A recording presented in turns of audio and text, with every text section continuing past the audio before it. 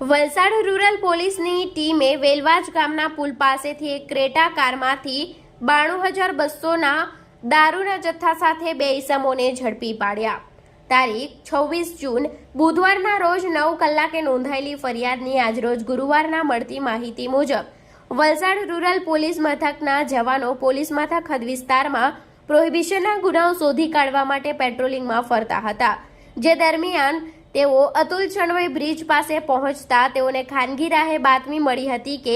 એક સફેદ કલરની ક્રેટા કાર નંબર GJ15CN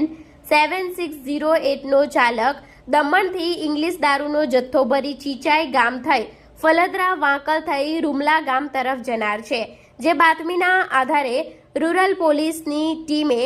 ચીચાઈ ગામ 4 રસ્તા વાંકલ તરફ જતા રોડ ઉપર બાતમીવાળી કારની વોચ ગોઠવી હતી, જે દરમિયાન બાતમીવાળી કાર નવેરા ગામ તરફથી આવતા પોલીસની ટીમે કારના ચાલકને સરકારી લાકડા વડે કાર ઊભી રાખવા માટે ઈશારો કર્યો હતો। તૂટી ગઈ નાકાબંધી જોઈ કાર ચાલકે પૂર ઝડપે ભાગવા જતા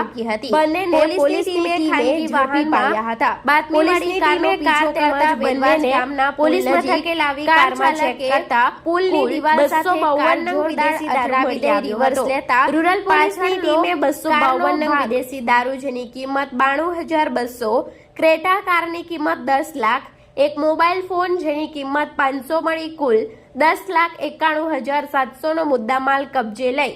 મેહુલભાઈ પંકજભાઈ પટેલ તેમજ દક્ષેશ દોલતભાઈ પટેલ બંને રહે ડુંગરી ફળિયા વટાર વલસાડને ઝડપી પાડી માલ ભરાવનાર તેમજ આપનાર અજય ઉર્ફે કાલિયો બાબુભાઈ પટેલ રહે રૂમલા ચીખલીને વોન્ટેડ જાહેર કરી રૂરલ પોલીસ મથકે પ્રોહિબિશન અંગે ફરિયાદ દાખલ કરી હતી।